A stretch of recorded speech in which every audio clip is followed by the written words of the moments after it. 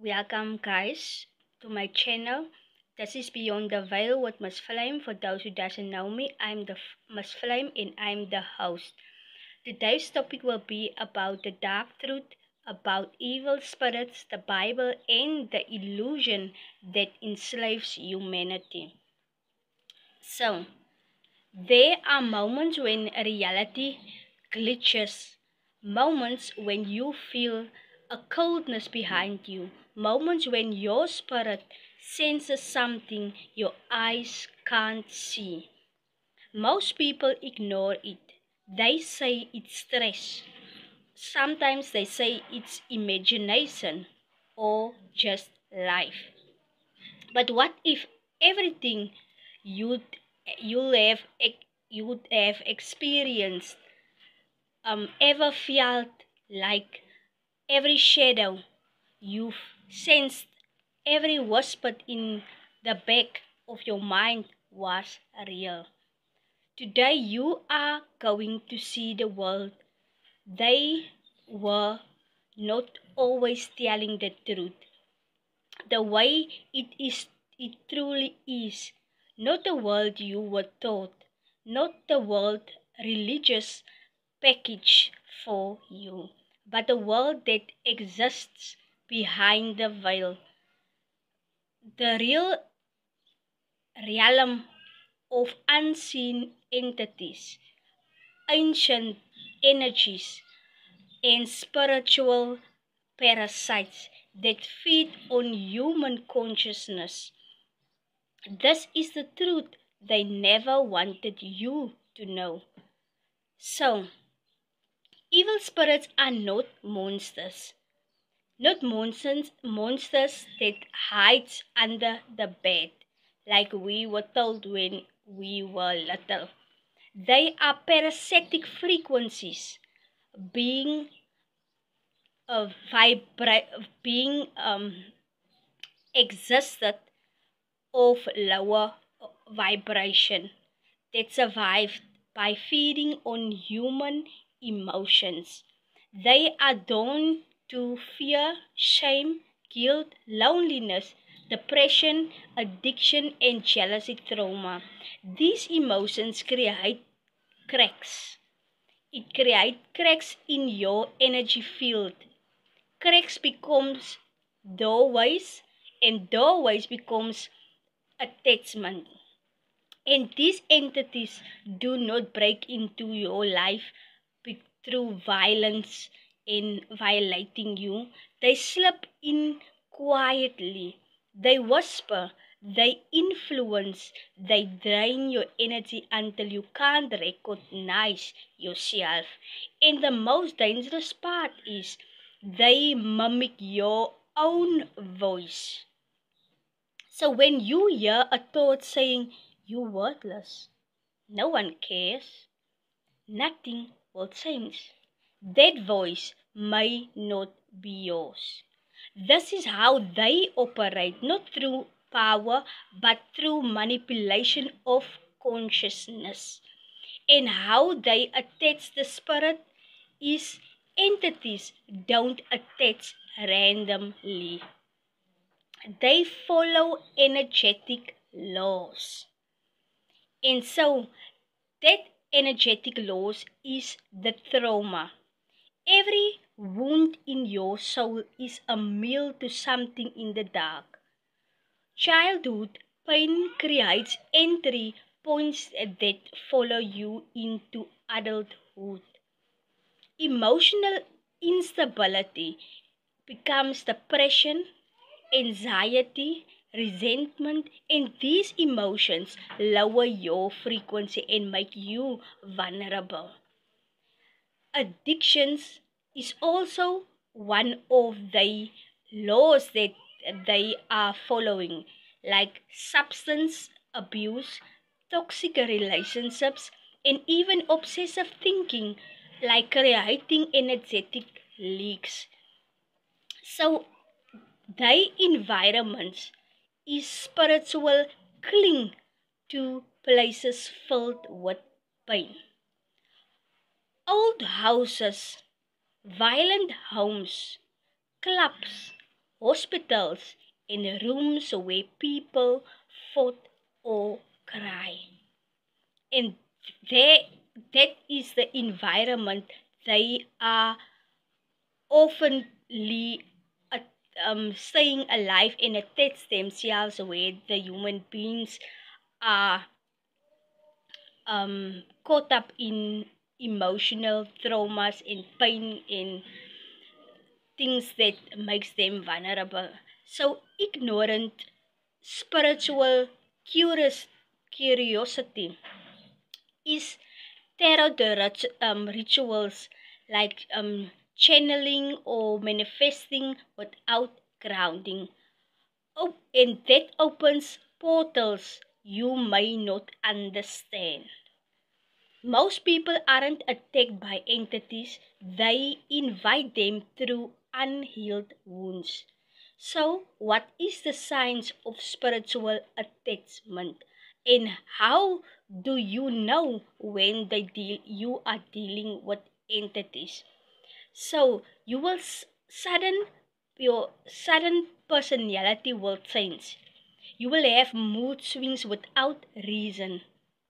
You will have heavy energy around you, like feeling watched, or you will have night terrors, or sleep paralysis, or seeing shadows move, or sometimes hearing internal voices, and a random anger or sadness. And that drains your energy after being around someone who are on the same level or whose level are dropped. When these signs glitch themselves together to you and you are no longer dealing with the psychologically spiritual interference, and that is where they were hunting you.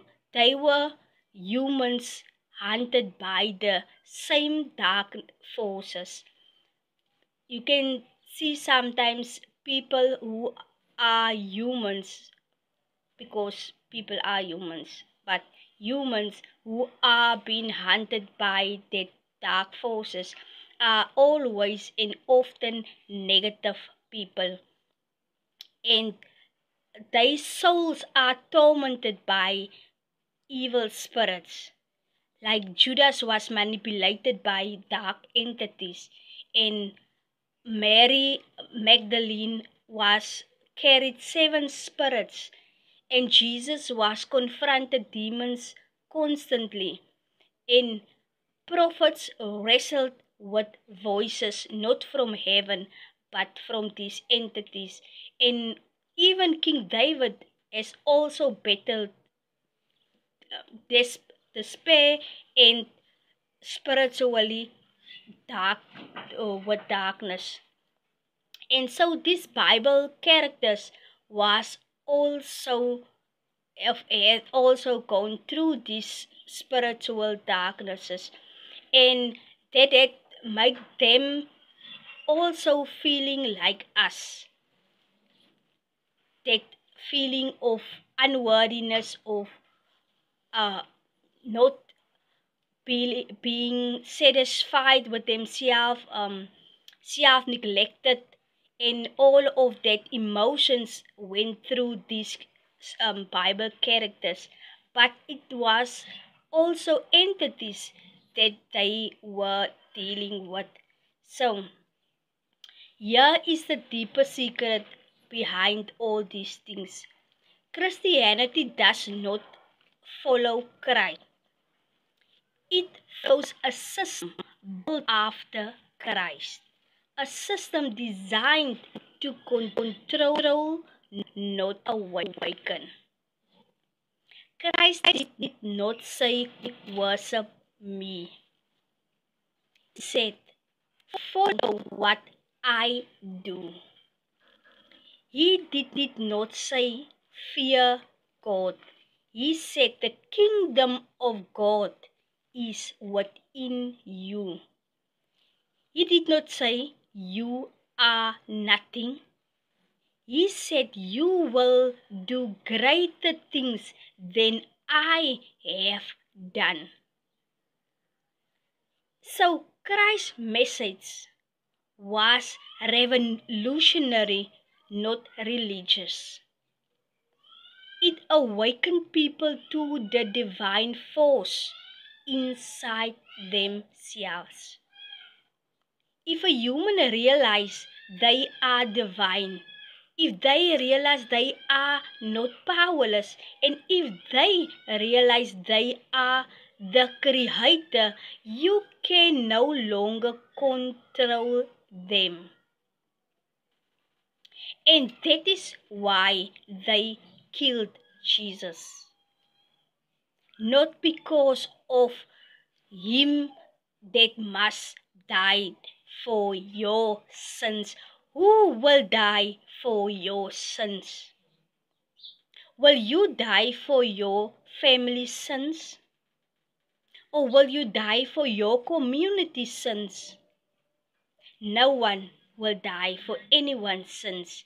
The Christ that was being killed at that time was the one who had come to awaken us.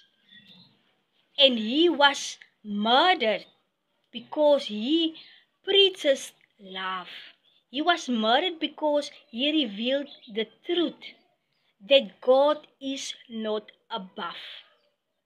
God is not external. God is not separate. God is within every human being. And this truth Rome feared. This truth Rome churches buried.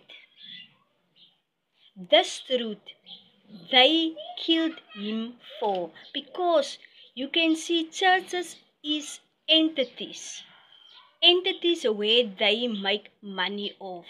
Even the the collection that you must hand in churches, to who are that collective or collection goes to? To the one who's preaching the gospel, not to Jesus, not to God, because he can't work with money. If he is in the sky, like we know, or we were told that he is in the sky, how can you give him a 200 rand for your church collection? How can he accept it? It goes to a person, and that person is dealing with that money. So Jesus faced dark entities, just like you do and like I am. He battles in the desert, and he was symbolic of humanity. He was the symbolic of the humanity fought against that parasitic voices inside his mind, because he also was in a human form, and he overcome the darkness, not because he was special, but because he remembered who he was. Christ did not come to create a religion. Christ came to awaken dormant gods. His message was, "You are not slaves." That was his message. You are not sinners. You are not broken. You are creators who forgot your own power. And the people who said Jesus has died for our sins is the same people who makes you feel unworthy in these times, who keeps your past against you. But they say Jesus has died for your sins, and you are free because Jesus has already died for your sins, but they are the same people who captive you with your past. And it is the same people who goes to church and who are the Christianity people. That same people captive you today with your past. But they say Jesus has died for your sins, for you to can be free. Now why are they captivating you mentally with your past? But you are free. So then you are not free at all. And that is why the message had to be written in a book. We read the Bible. You were never meant to worship Christ. You were meant to become what He became. And that is why people say, don't worry or don't be afraid, Jesus is with you. He's not with you, He's within you. And the moment you realize that He is within you, you become powerful beyond measure. And how do you reclaim your power and remove dark entities? Because dark entities cannot stay where self-awareness lives. And here is how you can destroy the influence. You must heal your emotional wounds. Every healed wound closes a door. Build self-identity. Know who you are, and no entity can manipulate your mind. Raise your frequency, like meditate. Through meditation, you can also do a breath workouts, like breathing, do breath exercises, do prayers, and pray to the God I am, because God is in you and you are God. That word I am is more powerful than you could ever imagine. And that I am word must use very carefully, because that I am word can free you from any circumstances, and it can also captive you in any circumstances. So be careful with that word I am, because I am is actually God. And who is God? So when you say I am whoever you are, then you say you are God. You say first I am, and He is God, and then you are mentioning your name. So that I am is God, and be careful with that word. So shadows works through these unclean spirits. So cleansing your house or do cleansing rituals. Cry and release this toxic behaviors and surrounding that you are so familiar with. Cut it out of your system and out of your life, because we get so attached to this unclean and toxic environment that it becomes second nature. We don't care anymore because it always looks like this. I don't care because who will ever see and notice it? It is that kind of emotions that went through you that is being toxic and are being projected on you not to do anything about it. You are aware of your surrounding and the toxic environment, but based upon the fact that you are doing nothing to it makes it more unclean and makes it more potent is what you can ever think of. So protect your energy, like listening to affirmations if you are not someone who can pray to the I am.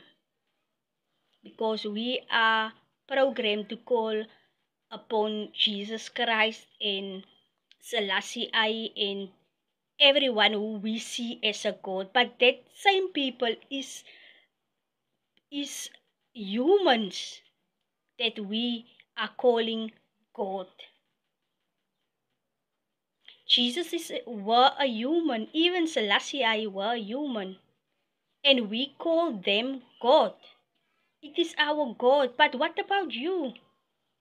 If they are a God, then you yourself are a God. It is time that we do research within ourselves and know what we are capable of and the powers within us that we can relate to the God that we called upon. But we ourselves are we are humans that represent God in a human body.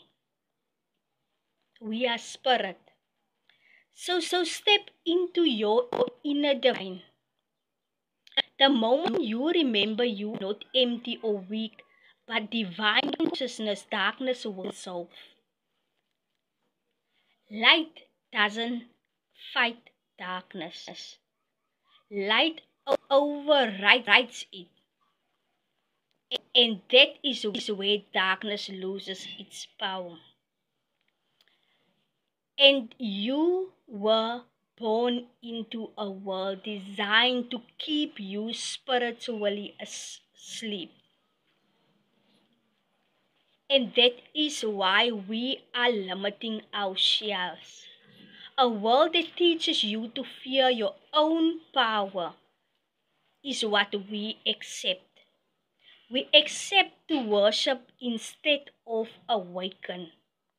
We accept to obey instead of understanding. We accept to submit instead of transform. But you are not here to be small. You are here to control, to have dominion over these things that you think an external God must do for you. That financial circumstances, that toxic relationships, that surrounding that enslaves you, then you are praying for an external God to free you from these things, but you have dominion over these things. You are not here to be controlled. You are not here to be a victim. Not a victim of spiritual parasites or religious illusions. You are here to remember who you are, a divine being having a human experience. You are awareness, and awareness is your shield. Your healing is your sword. Your awakening is your rebellion. Then you became rebellion against these things that has enslaved you and me for years. This is your moment beyond the veil, and that is your true self. So guys, if you have enjoyed this video, give me a like, a thumbs up, and ring that notification bell. You can even comment in the comment section. This is Beyond the Veil with Miss Flame, and I am Miss Flame. For now, I'm out, and have a great day. Lion po.